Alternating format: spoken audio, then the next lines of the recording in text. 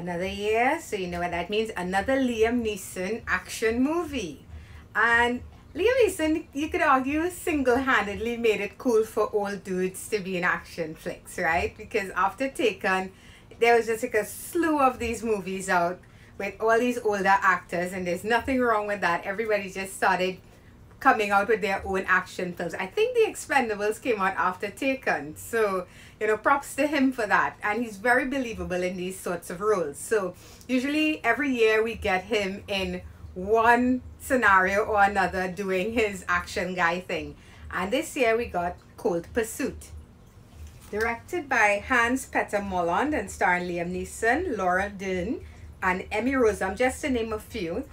This is a remake of a Norwegian movie called In Order of Disappearance, and tells the story of a snowplow driver whose son is killed by who he assumes are some drug dealers, and he decides to take them out one by one, Liam Neeson style.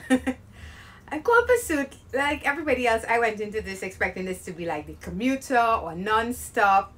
I haven't expected a Taken movie since the first Taken, because honestly, with the exception of I think it's A Walk Among the Tombstones, I haven't really seen him do anything that has that level of drama to match the action. You know, it's usually all kind of nonsensical action thriller, and there's nothing wrong with that. So of course I was going to check this out. Now here's the thing with Cold Pursuit. If you go into this movie expecting a straightforward Liam Neeson action movie, I think you're going to be very disappointed, because that's not what this is at all. And it's after seeing it, I found out it was a remake of a Norwegian film, which explains the title cards that pop up during this movie.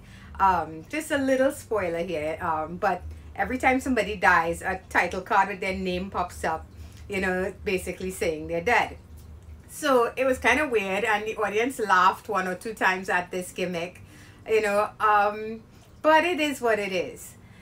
The thing with this movie that I really liked, let me start, is the visuals. I'm a huge fan. I think not enough people saw Wind River. Wind River was a fantastic, fantastic movie, also based in these types of cold regions. Another one, of course, that everybody knows is Fargo. And this movie, for me, feels very Fargo-esque. It's not really an action movie. It's more of a dark comedy thriller. It has some fun kills in it, I guess. But overall, it's not an action-packed movie at all. And saying that, Liam Neeson doesn't feel like he's the star of this film. One of the reasons for that is this movie is jam-packed with side characters. I mean, holy crap, this movie has about 3 or 4 story plot lines going on at the same time. So you have Liam Neeson doing his thing, being his din with the dad, seeking revenge. You have a drug dealer thing going on. You have another drug dealer thing going on. You have, it's just a slew of stuff that was completely unnecessary.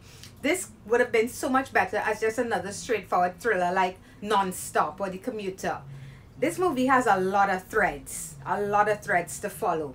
And it's not that they're hard to follow, it's just distracting. You never feel like Liam Neeson is the star of this movie. He pops up, he does this thing, it somehow affects another thing, because there's a lot of, what do you call it, cause and effect in this movie. Because he might kill someone who knows someone who thinks it's this someone that killed that someone, and so on and so forth. It's that kind of movie. And it caused me to feel like a couple things. One, Liam Neeson was not really the star of this movie. It is definitely a movie that's trying to make everybody the star, almost like a Ocean's 11 type thing, but it's not an ensemble so much. It's very disjointed. And another aspect is that it made the film feel like it was running too long. I'm not sure. I think this movie is about 2 hours plus long. This movie had no right to be this long. Honestly, if they had edited out a bunch of the side stories and tightened up this movie, it could have been a much better film. What we get is, like I said, a dark comedy with a few good one-liners here and there, a few side characters that you might be interested in for like a minute or two, and then and that's about it. It's not really a Neeson movie. I wouldn't call this that. So unfortunately, Cold Pursuit, I went into this and I regret seeing it in cinema. This is the kind of movie that I recommend you watch home on Netflix or VOD, however you stream. That's how I suggest watching this movie. I would not have paid to see this if I thought it was what it was. It's not a bad film, it's just pretty average, so I'm giving it a 5 out of 10.